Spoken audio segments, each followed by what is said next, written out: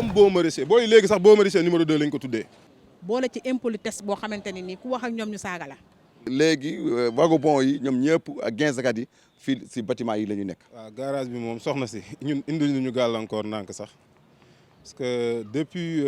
ça fait maintenant 2 ou 3 ans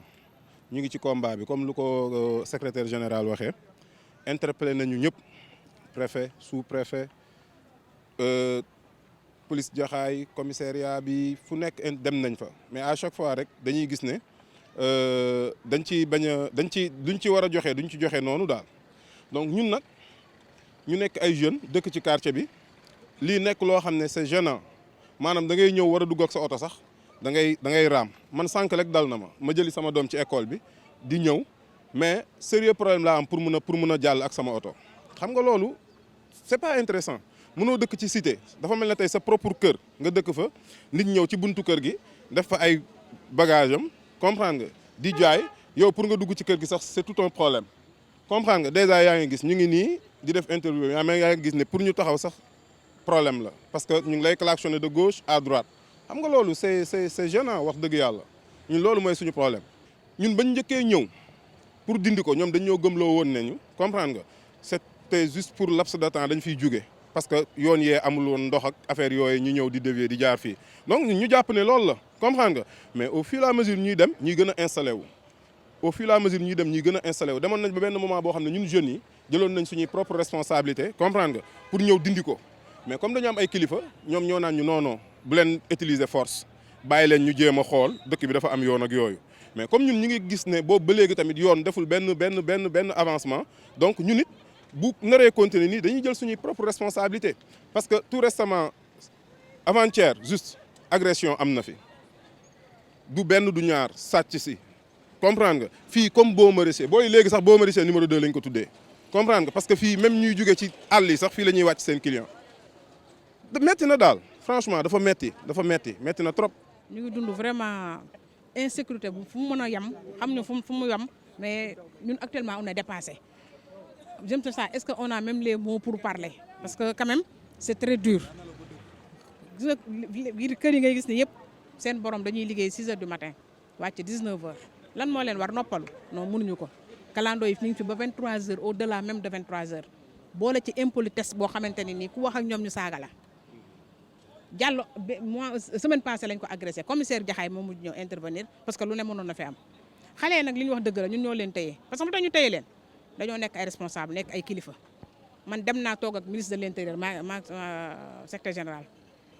mu woote ab département Tëngéej le préfet moo fi def sommation yi nga gis yëpp ministre de l'intérieur xam li ñuy dund parce que jaar na fi gis na ko président Macky Sall jaar na fi gis na ko kon xam nga ñu yëguñu ko problème Almadies ñoom ñëpp xam nañ ko parce que y a que des autorités ni ko xale bi waxee ñoom ñëpp ñu ngi fi xam nañ ko donc moom préfet bi ma woowee avant la semaine dernière li ma xamal mooy actuellement nii il faut que moom ministre de l'intérieur bind benn note jox ko moom préfet département pour nu war a mën a ñëw jëlee fi oto yi ci 24 heures parce que bruit bi la ñuy bañ xam nga ñun ñëpp nous sommes des sénégalais tey suñu waxoon léegi suñu doom yi génn leen jëlee fa kalandoo yi balaa fracture son ñu jóge fi mais bakkan dina tëdd te loolu la ñuy bañ parce que suñu njaboot gi ñoom lañ am ñoom lañ yaakaar te bëgguñu lu leen laal loolu moo tax ñu téye leen. man keroog damaa toog fii damaa xëy ba wàcc war a gaare fii sama oto mu ñëw fekk fii ay kalandoo yu gaare fii ñu laaj borom kalandoo yi fan la nekk ñu ne borom kalandoo bi gaare na fii dem na yoonam mu ngi ko dem na caaroñ mu ne nañu puus oto bi moom borom kalandoo bi moo wax ne puusal leen ma oto bi mu dem côté bale bu ñu ko poussé ba pare mu ñëwaat fii ay booru 22 heures mu ne pourquoi ngeen pousse sama oto yàq ngeen sama oto mu woo borom kalandoo yëpp ñu tase fii jour boobu première dame mooy madame Faye Sall fii si Almadies 2 mooy madame Fall moo woote commissariat ñoom ñëpp ñu ñëw groupe boobu indi fii seen oto jour boobu bu du woon loolu man ak samay waa kër yëpp la ñu naroon dóor premier victime mooy man te chaque jour ñëpp fii la ñu defee seen gànnuwaay gis ngeen bu ngeen xoolee sekket yi ak yooyu yëpp fii la ñu defee seen kii vraiment dañ si sonn dañ si maar wala gis nga borom kër gi dafa tuxu dem Almadies 1 dem defa kii Diop mii nekk RTS mooy këram moo nekk nii bi may joxoñ nii tuxu na dem na ci biir ñin nag bu fekkee ne dañuy kenn mënuñu dimbali si loolu bu moytul ñun tamit dañuy jaay seen kër yi rek dem. garage bi par benn la commencé woon mais ñu dem ba léegi nee nañ fali force la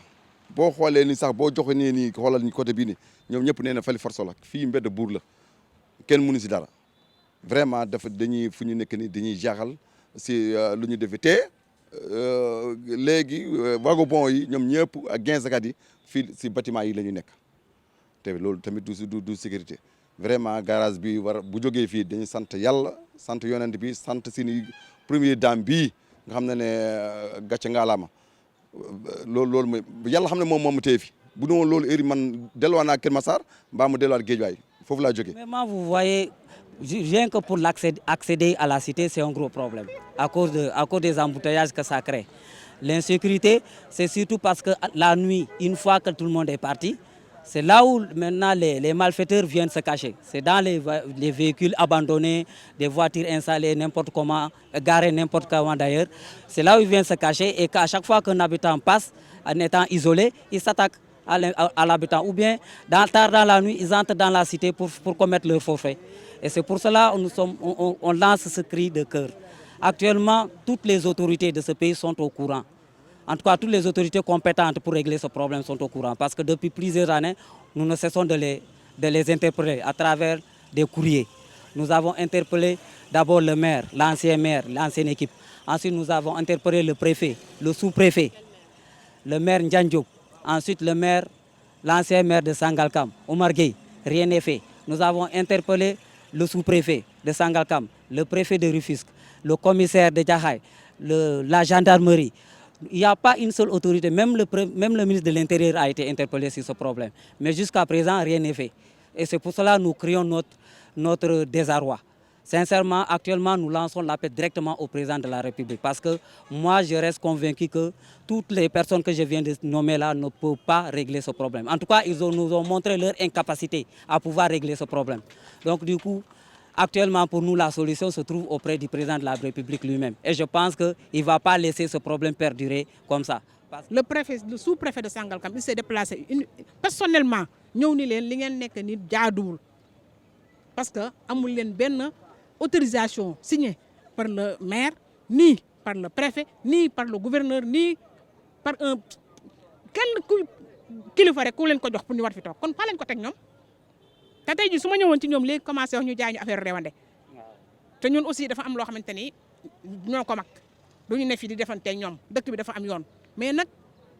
ma ñoom kanam borom ma koy fajal boppam te nag lu xoolal nga bu ñuy boo ñu mbajee sax bu ñu yeewoo fayu kenn ëpp ñu fit te lu ñu bëgg a def mën nañ koo def mais dañ koy teg si des règles de l'art pour l'instant suñu dernier appel nag mooy bii dernier appel mooy bii du ñu waxaat ak benn journaliste du ñu waxaat ak benn kilifa ñun ñoo koy fajal suñu bopp loolu man maa la ko wax te dina loolu lay demee voilà. gis nañ ne ñun ñu ngi ko sekkal comprendre nga maanaam ñoom du ñu dégg pourtant jóge nañ fi dem ba ci seen ki nga xam ne ñoom moo leen coiffé ñoom ñëpp muy nu mu tuddati encore góor a xuma mu faire leen comprendre ne leen fii secteur privé la fii c'est privé moomu leen ko fii yëfu jàmbur la du dëgg donc mais ñoom loolu yëpp dégguñu ko léegi nag su ma juumulee wala su fekkee ne ñoom ñun ñu ngi continuer ci lii rapport de force rek la ñuy def maanaam ñu ñëw wàcc ñun ak ñoom ñu jàmmaarloo ñu jóge fi une bonne fois te ñun mën nañ ko c'est que dañoo tënku ci ndigal rek mais buñ ko bëggee def suba doyuñu parce que Almadies 2 dafa yaatu Almadies 2 du Almadies 2 kese Dubaï Teranga Sire comprendre nga ah Lébu gi ah Kalia ñëpp a ngi fi comprendre nga donc jeunes yëpp bu ñu mobiliser woon rek bu ñu taxawee fii rek ñoom duñu fi yendu mais nag bëgguñu doxee ak ñoom noonu parce que suñuy frère lañ comprendre nga ñun ak ñoom a yem ñun ñëpp dañoo bëgg lu ñu yóbbu kër ga waaye tamit boo koy def da nga koy def te nga bañ a lore ndax lu alxuraan wax laa darara wala biraara bul lor waaye it bul lore mais ñoom ñu ngi ñuy lor loolu mooy problème bi